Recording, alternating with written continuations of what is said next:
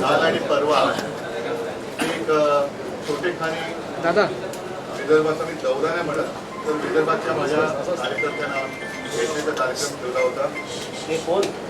त्यातच गेले काही महिन्यांपासून पोहरादेवी फोटो खाली गेला फ्लॅश त्याचा पुढचा लावत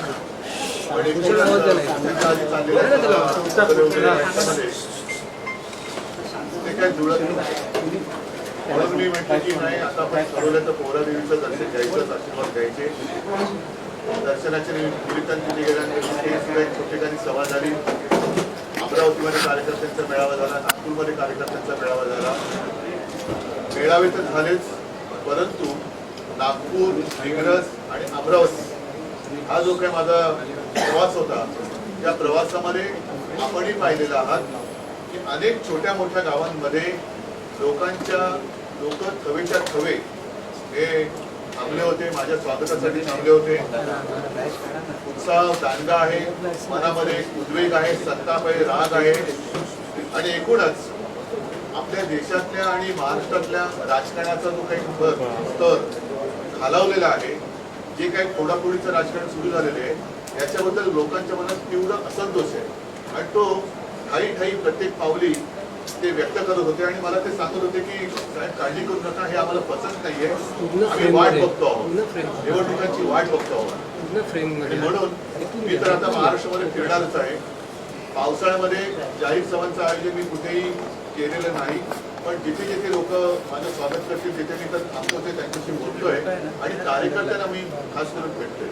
आता ही कार्यकर्त्यांची भेट जसं मुंबईमध्ये आम्ही शाखा प्रमुख, माझे गटप्रमुख यांच्याशी बोलताना गटप्रमुखांची बैठक म्हटलं तर ती एक मोठी सभाच होते. 30-40 हजार गटप्रमुख महिला पुरुष आणि युवा सेनेचे तिकडे येतात आणि ती एक सभाच होती.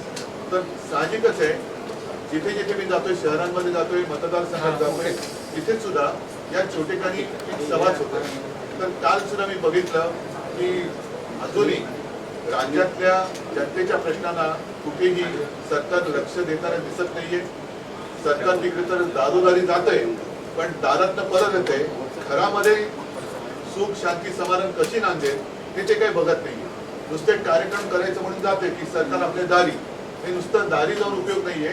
त्यांच्या घरी काय आहे, घरामध्ये आहे का, सगळ्या योजना पोचतायत का, लाभ मिळतोय का, तर ह्या योजनांचा सुद्धा पाठपुरावा करण्याचा एक कार्यक्रम मी माझ्या महाराष्ट्राच्या कार्यकर्त्यांनी दिलेला आहे. म्हणून त्यांना मी तो कार्यक्रमच ठरवून दिलाय होऊन जाऊ दे चर्चा की ज्या ज्या योजना आहेत सरकारच्या काही तुमच्या दारी आले, त्या दारात आलेल्या सरकारकडनं तुम्हाला घरात काही मदत होते का, त्या नुसत्या कागदावरतीच घोषणा आहेत आणि आता पाऊस अजूनही म्हणावं तसा पडलेला नाहीये. विदर्भामध्ये तर आता 2-3 दिवसात पाऊस नाही आला तर काय होईल परिस्थिती काय सांगता येत नाही. तर मग या सरकारी योजनांच्या कागदी होड्या सोडायच्या कुठे ते सुद्धा त्या सरकारला आता विचारण्याची वेळ आली. तर आपल्या माध्यमातून मी हे माझ्या तमाम कार्यकर्त्यांशी सांगत आहे, बोलत आहे आणि नागरिकांना सुद्धा सांगतोय की आपणही आता विचार करा की या योजनांचा लाभ आपल्याला खरंच मिळतोय का. तर हा सगळा प्रकार बघितल्यानंतर एकूणच राजकारण आणि राजकारण याच्यामध्ये व्यस्त असलेले सगळे पक्ष याचा आता उभं जनतेला आलेला आहे आणि राजकारणामध्ये तुम्ही मत कोणालाही द्या, सरकार माझंच होणार. हा जो एक नवीन पायंडा पडलेला आहे, हा पायंडा केवळ आमच्या पक्षालाच नव्हे तर राज्याला आणि देशाला घातक करणार. जनतेचा जर का लोकशाहीवरचा विश्वास उडाला तर जनता ही रस्त्यावरती आल्याशिवाय राहणार नाही आणि ती वेळ येऊ नये. म्हणून मी सगळ्यांनाच सांगतोय की आपण सगळे मिळून एक राजकारणाचा सुसंस्कृतपणा आहे तो घालूया.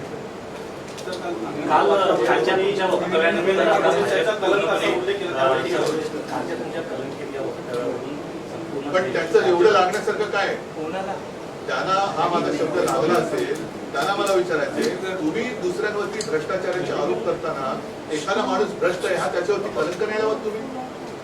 एखादा माणूस भ्रष्ट आहे, तू भ्रष्ट आहे, तुमचं कुटुंब भ्रष्ट आहे, तो भ्रष्टाचाराचा कलंक तुम्ही नाही का लावत. मग आता माझं असं म्हणणं आहे की मी भाषणात बोललेलो आहे की हसन मुश्रीफांच्या पत्नीने रस्त्यावर येऊन आक्रोश केला होता की अशा वारंवार खाडी टाकण्यापेक्षा एकदा काहीतरी गोळ्या घालून आम्हाला हार मारा. मग आता तेच हसन मुश्रीफ त्यांच्या मांडीला मांडी म्हणजे मला बरं वाटलं की आम्हाला जे बोलत होते की बाळासाहेबांना अटक करण्याच्या मांडीला मांडी लावून तुम्ही बसलात, काँग्रेसच्या मांडीला मांडी लावून बसलात. मला आज कळलं की अरे ह्यानं सुद्धा मांडी आहे.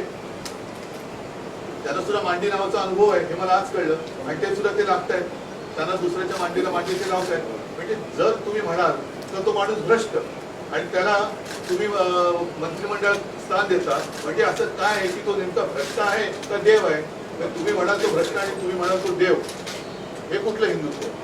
तर तुम्ही ज्याप्रमाणे सगळ्यांना भ्रष्टाचाराचे आरोप करून कलंकित करत आहात आणि त्याच्यानंतर कलंकित करून बाजूला मांडीला मांडी लावून मंत्रिमंडळात स्थान देतात, तर त्या कुटुंबानी समाजात वावरायचं कसं? एकदा तुम्ही त्यांच्या घरावरती धाडी टाकता, सगळं काही त्यांचं कलंकित करून टाकता. तो कलंक घेऊन ते तुम्ही भले त्यांना मंत्री केलं तरी मग त्यांच्यावरचे आरोप खोटे होते का? मग त्यांना तुम्ही भ्रष्टाचाराचा कलंक का लावला? म्हणजे माझा कलंक शब्द एवढा परिणामकारक असेल असं मला वाटलं नव्हतं. पण त्याच वेळेला मी सांगतो की मला एवढं बरं वाटतं की थोडं तरी मन तुमचं जागा आहे. तर त्या मनाच्या म्हणजे जगाचं नाही तर मनाचं ऐकून दुसऱ्यांवरती आरोप करताना त्याचं भान ठेवा.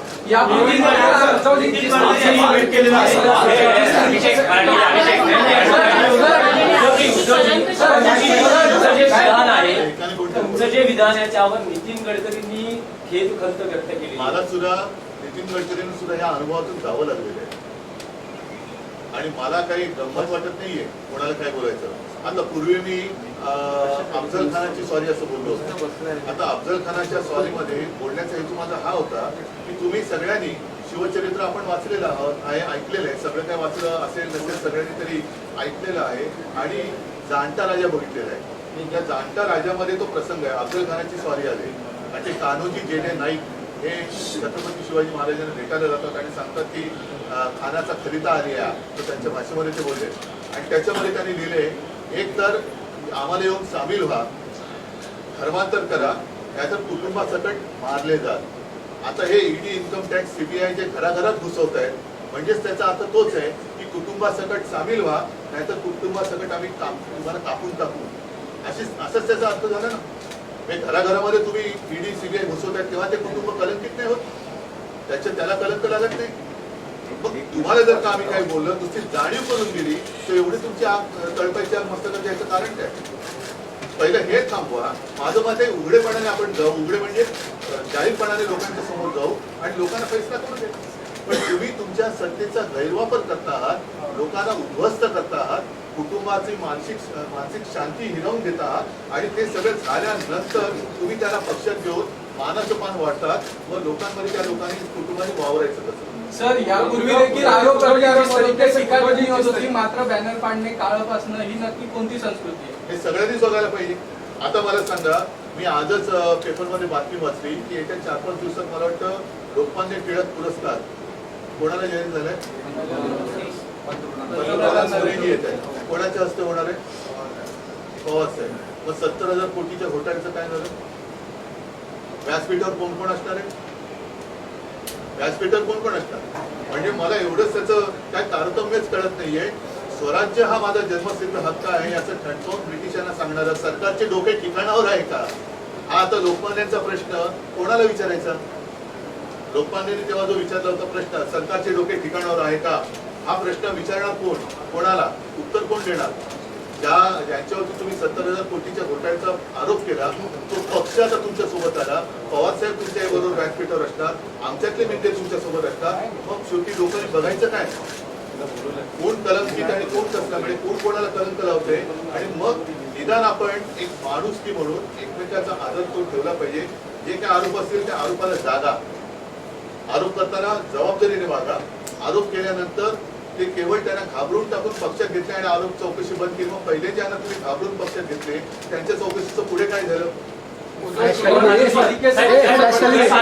देवेंद्र फडणवीस और बीजेपी कह रहे जिनके ऊपर इंक्वायरी चल रही है वो इंक्वायरी हमने रोकी नहीं है, वो सब मोदी जी के विकास से प्रेरित होकर, सरकार के विकास से प्रेरित होकर. तो आप जाहीर करो ना की इनको सजा तो होगी. चक्की पिसिंग हा काय कलंक नव्हता त्यांना. मला हेच म्हणायचं, मी एक शब्द बोललो तर त्यांना लागला. पण तुम्ही संपूर्ण खानदान बर्बाद करून टाकता, उद्ध्वस्त करता, वाटेल तसे बेतुमान आरोप करतात. आता तसं संजय राऊत आहे, अनिल परब आहे, इतर सगळ्यांना सुद्धा काय कमी छायची लोक? सर, हिंदी में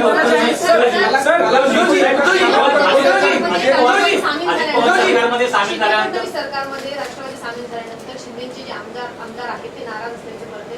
नाही, त्याच्याशी मला काही घेणं आजही नाही. मातोश्रीचे दार त्यांच्यासाठी उघडे आहेत का? अजूनही मला काय वाटत नाही चर्चेमध्ये चर्चा आहे त्याच्यावरती बोलण्यात काय अर्थ आपके काही आमदार कलम के संपर्कात आहेत बयान को तुमच्या. लेकर बीजेपी इतना आक्रोशित क्यों है? लगातार महाराष्ट्र भर में अलग मैंने अलग सच्चाई उनको दिखा दी ना, कलंक क्या होता है मैंने दिखा दिया उनको. अब वो जो मेरे बारे में कुछ भी कहते हैं ये मेरे हाथ में कुछ मैंने जानकारी लेके मैं बोल रहा हूँ. आता माझ्या झालेल्या ऑपरेशन मध्ये माझी चेष्टा करतात. म्हणजे माझ्या कमरेचा पट्टा सुटला, कोणाचा गळ्याचा पट्टा सुटला, मी असं करत नाही, बोलत नाही, पण मी जे काही भोगलं ते त्यांना भोगावर लागू नये हीच माझी अर्थ नाही. ज्या दिवशी ते भोगतील तेव्हा कळेल की काय असतं ते शस्त्रक्रिया म्हणजे काय असते. म्हणजे इथपर्यंत तुम्ही खालच्या पातळीवरती जाता, कोणाच्या तब्येतीवरनं बोलता, कोणाच्या कुटुंबावरनं बोलता, तरी सुद्धा तो कलंक नाही आला. तर माझं म्हणणं आहे की ही लोक कलंक आहेतच. ही महाराष्ट्राच्या संस्कृतीला ही कलंक आहे, जे लोकांना बरबाद करतायत, उद्ध्वस्त करतायत, कुटुंबाची तुम्ही नादस्ती करताय, तुम्ही कलंक करता. सर हिंदी में सर हिंदी में उद्धव जी, भाजपा उद्धव जी, हिंदी में। के स्पष्ट है। क्या आप विश्व में इस तरह की जो लैंग्वेज है उससे बचने की कोशिश क्या मैंने कर रहे हैं? गलत लैंग्वेज क्या गलत है?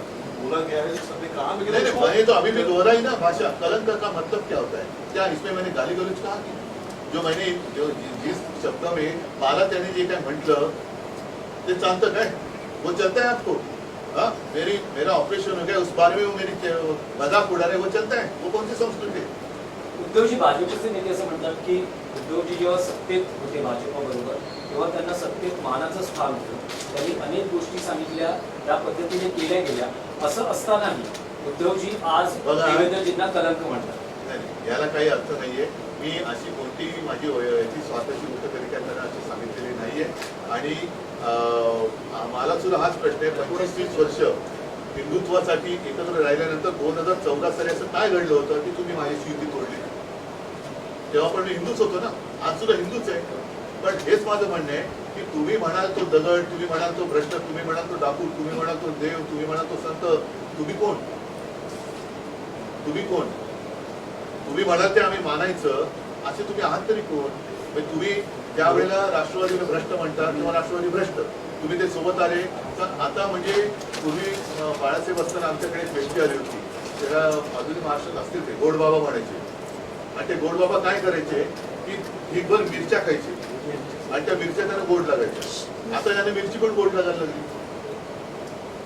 एक हफ्ते से नगर परिषदेचे सदस्य आहेत. उद्धवजी, सुप्रीम कोर्टानं मोकळा केलाय. तुमच्या कालावधीमध्ये श्री कोश्यारी यांच्या संदर्भात बराचसा वाद घडला होता. आता सुप्रीम कोर्टानं तो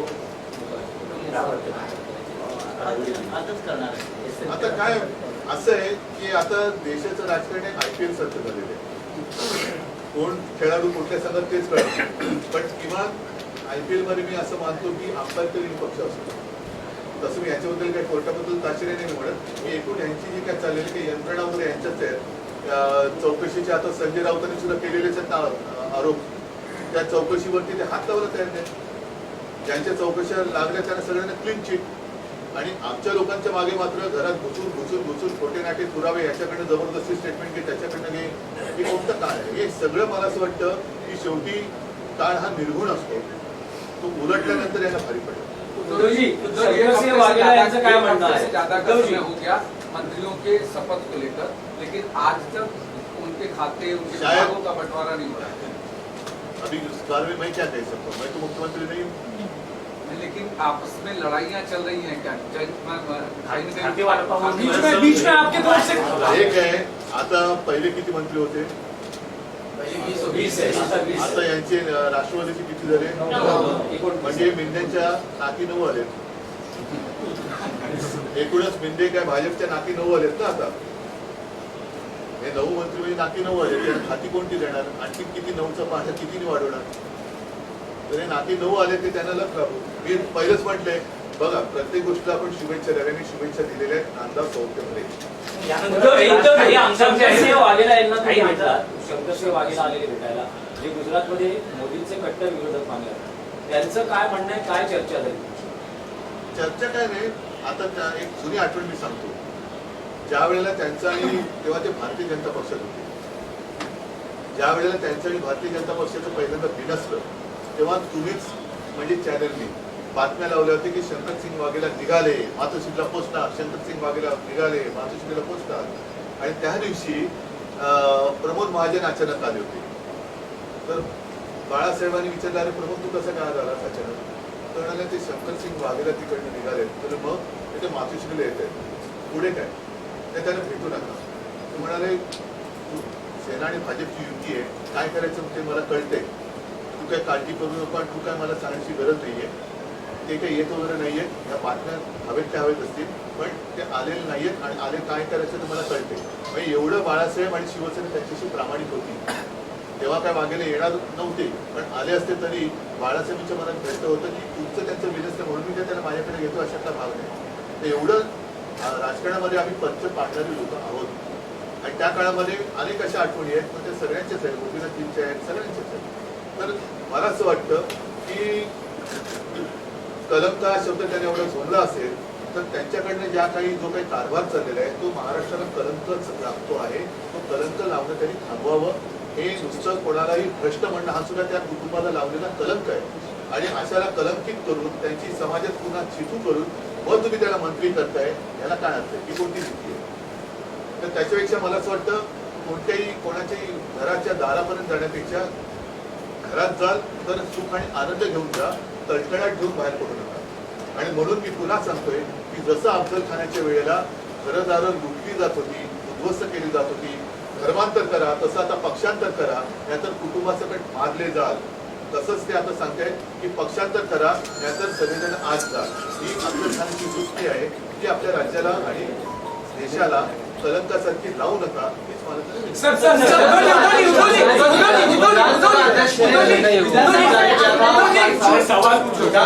दो सवाल है. एक तो पहला कि पिछले 2 हफ्ते में जो राजनीतिक घटनाक्रम प्रदेश में हुआ उसमें आपकी तरफ से ये कहा गया कि एकनाथ शिंदे के कई विधायक आपसे संपर्क में हैं, आप वापस आना चाहते हैं. आपकी पार्टी की तरफ से कहा कोई है सर संपर्क में या नहीं? अगर हो भी तो ये ऐसी सारी चीजें रात के अंधेरे में होती है. वो बातें हमने उन्हीं से सीखी. वो हुडी वगैरह पहन के और जब तक कुछ होता नहीं तब तक वो बोला नहीं जाता. तो मैं आप क्यों बोलूं? दूसरी बात ये, अगर होती भी होगी तो मैं क्यों बोलूं? दूसरा सवाल ये है कि आपके और आपके जो चचेरे भाई है राज ठाकरे, दोनों के साथ में आने की ठीक है, बातें जो चल रही है. अभी चर्चा हवा है अध्यक्षांनी नोटीस पाठवलेली आहे. मग त्यांच्यावरती आम्ही आक्षेप केला, त्यांना नोटीस जायलाच पाहिजे आणि कायद्याप्रमाणे ते अपात्र ठरलेच पाहिजे. विलंब झाला असं नाही, विलंब म्हणण्यापेक्षा त्यांना ती मुदत दिली होती, ती मुदत आता संपत आलेली आहे. कारण सुप्रीम कोर्ट सुद्धा किती काळ वाट बघेल आणि सुप्रीम कोर्टाने स्पष्ट शब्दामध्ये त्याच्यामध्ये तसे ते नाही म्हटलं तरी निर्देशच दिलेले आहेत. आता ते मानायचे की नाही मानायचे आणि मानले नाही तर पुन्हा सुप्रीम कोर्ट आम्हाला दिला किंवा न्याय देईलच.